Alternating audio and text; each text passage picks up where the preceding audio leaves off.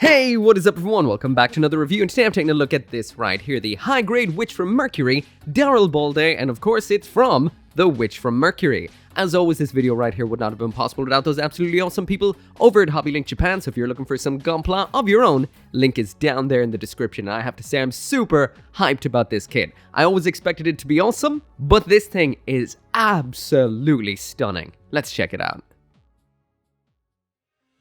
So now jumping into the aesthetics, and this right here is what you get out of the box, just snapped together, and that's pretty much it. Now the only thing I did to this was paneling the head and shoulders a little bit just to bring out the detail, but besides that, this is exactly what it will look like out of box, and this is ridiculously beautiful.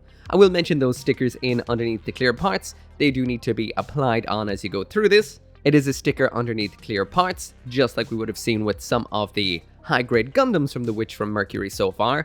And you do have the option of just the black ones when the shell units, or whatever they're called on this particular mobile suit right here, are deactivated. But that little splash of green in there is a nice contrast against the red. Now I have to say, this thing right here, this is absolutely dripping with Ippei Gyobyu style. I mean, this is 100% pretty much like the art. This is mad looking. This is one of the most unique looking model kits around, and it's also been executed perfectly. This thing is amazing and might just be the best non-Gundam high grade since the Witch from Mercury line began. And also, just moving on back to those stickers, just like we would have seen with the other G-Turk heavy industry designs so far, those being the Delanzas, there is a sticker for the face in there, which is a little bit of a disappointment. It folds a little bit funny in the middle, has one of those little cuts through to make it wrap around the face, but there is a yellow segment inside of that, so the only thing you'd actually have to color correct or paint yourself to make this accurate is the green section down bottom. Now, if you can get yourself some green metallic paint, that is what I would personally recommend. Besides that though, we've got the exact same level of separation in this we would have seen with all these kits so far, which is very, very impressive. The white is layered nicely into the torso, we've got some around the legs which is just stuck onto the exterior of the armor, and all in all, this is exactly what it looks like. This is a souped up version of the Delanza, and has some real Char Aznable vibes to it, or should I say full frontal. So now jumping into a size comparison, and this is a big old mobile suit. There it is beside a version of the Oryx 78-2, their granddaddy Gundam, an average sized mobile suit, and the Darilbalde right there is much, much bigger. There it is side by side with another Ippei Gyobyu design, which is a whole lot smaller. That, of course, is the Man-Rody, Landman Rody. And beside a couple of high-grade Witch from Mercury suits, there is the high-grade Ariel, so this is definitely a whole lot bigger, and finally beside the high-grade Guel's Delanza, so it's taller, but not as wide.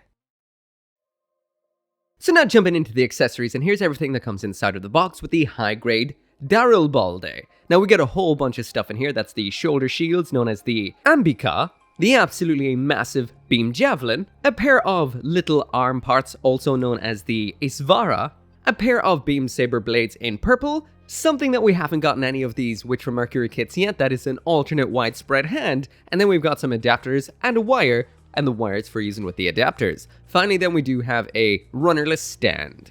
So first off, when it does come to the hands in here, thankfully this is the first Witch from Mercury kit that comes with an option. So first off, when it does come to the standard hands in here, these are cast in white plastic, which is extremely, extremely unique. These are the standard style holding hands. We've got a left and a right, nice spiky fingers. We do have one option in here. It is a left hand. Popping the hands off is as simple as just popping the ball joint like so, and the extra expressive hand we have in here just pops on like this, and it's a widespread open hand. But I will mention these hands aren't necessarily spiky, however, but then again, when it comes to high grades, they don't tend to keep things very spiky at all, but still, it is super, super nice to have a bit of an option included in the box, especially considering we've seen none so far in this line.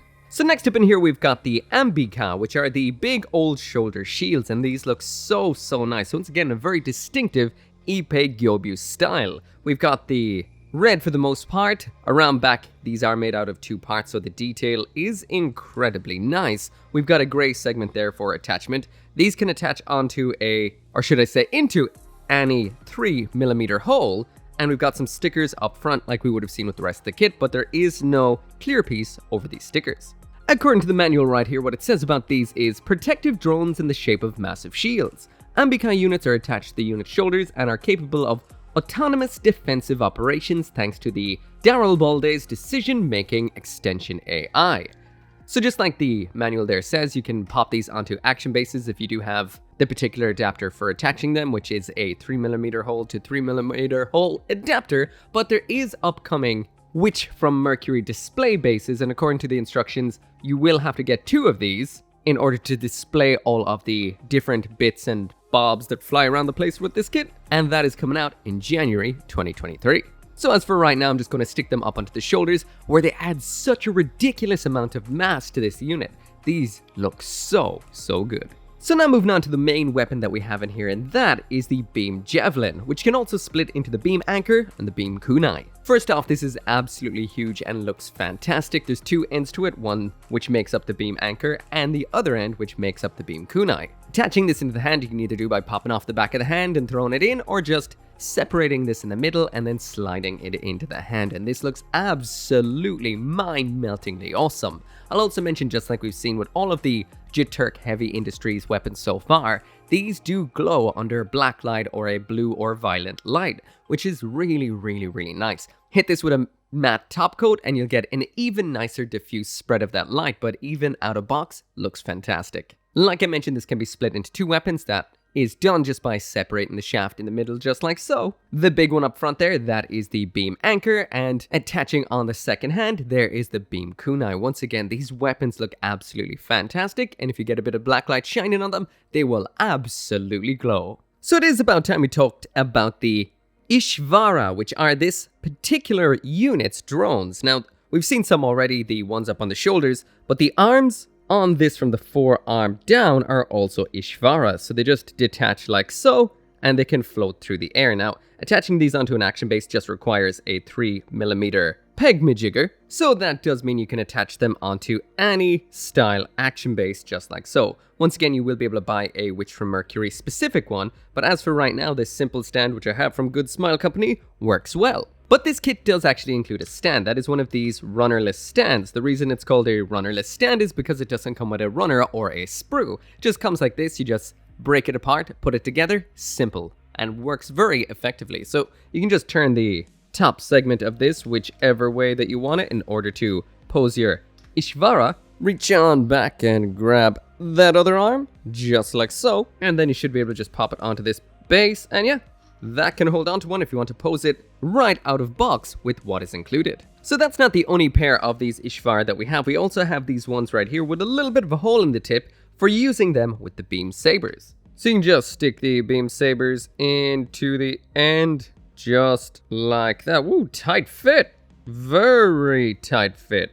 And also into the other one just like so. And yeah, those are some tight fitting fits. Be careful with those. Anyway, these can be used in a couple of ways. The first off is exactly like what we were doing here. Just pop that off, pop that into the base, and then you can have them just flying around, ready to attack. Hopefully with less dog hair, but looking like that. These can also be attached on as forearms, just like we would have seen with the other ones. But first off, let's get it up on the included action base, just to get it into a bit of a pose. These are very decent display stands. The only reason, and I've mentioned this before, why I don't use them in videos is because I can't pose them the right way I want them to line up with the camera. But besides that, up on your shelf, these do a fantastic job. Anyway, just attaching these Ishvara is exactly the same as what we would have seen with the other ones. You just pop them on as forearms, just like that right there. And there we go, there is the Darilbalde with those beam sabers coming from its arms, ready to throw down. Those look really cool. Actually, more beam sabers should probably come from the arms in and around the hands, as opposed to have to be carried. Again, I know there is power-related things and batteries and whatnot involved, but that just works out so well. When these are not in use, you can just pluck them off once again like so. Get rid of those beams. Again, be careful because it is a bit of a tight fit. And we've got some peg storage for them up on the backpack so they can just pop on like so. And just in case you're wondering, because I was wondering it too, can the regular arms pop up there? And the answer is yes, they can.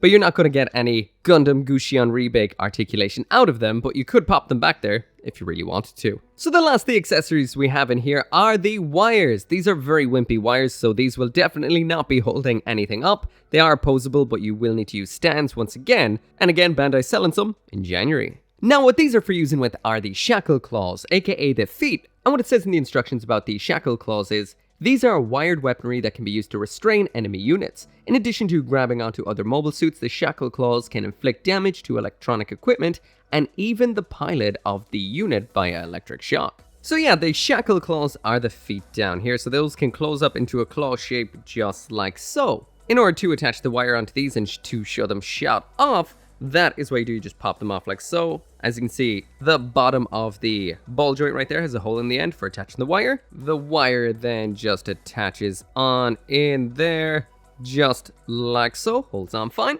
We need a stand for the shackle claw, so I'm gonna use this one right here that was included, and you just then attach the adapter bit onto it like so, and that end there is for attaching into the shackle claw, which attaches on just like so. That's a bit of a light attachment, not too strong, but not weak enough to end up rotating on you, so not too bad.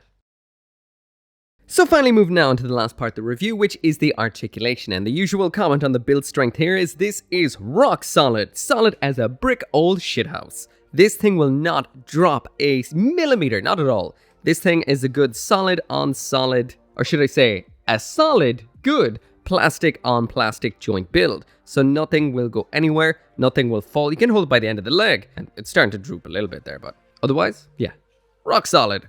So first off, thrown into the usual pose to test out all of the articulation at once, and this thing definitely does a great job of it. There's a couple of minorly limited joints that do let it down a little bit, but these are definitely not deal breakers. On the whole, this is nice and solid, moves very well, and has some complex articulation that in a way is quite simple, but it can be hard to kind of eke it out a bit. There's what it looks like when it's finally in that pose, and the one issue I did have is the upward movement of the feet or the toes, not allowing it to drop a little bit lower into that lunge. Also, there is no dropping mechanism or nothing like that in the waist, and the front skirting armor is big and bulky, almost Delanza style, which gets in the way of it moving up to the front, but besides that, awesome. We've got some absolutely awesome, super unique aspects in here. These ankles are like nothing I've ever seen before. We've got an absolutely huge barrel in the center there. They can actually move the feet all the way up like this. So you can get a lot out of it side to side, probably to work in tandem with the fact that these are some claws, but we've got a ball joint below that too. But this toe, which allows this to move down to do all the grabby action, I thought would move upwards too, but it does not. So that is one of the biggest blocked aspects, the movement up of the toe to the front. The kicks up to the front are a little bit blocked too because of this big, pretty much Delanza style front skirt, which isn't really like anything I've seen before. Well, it doesn't point down the way, it points out like so. This is on a ball joint inside of that, so it is just a bit of wiggling side to side and up and down, not a whole lot more. So that does block that articulation a little bit, but in a very unique kind of way. Butt flap doesn't move, and we do have a very unique but nice ab crunch in here. So there it is, all the way standing up, and then you can actually move that forward just like so, and that is nice. That happens a lot. Now, I don't know if you've got the Guel's Delanza, but it does the exact same thing. It's almost, is this meant to be like an in-joke?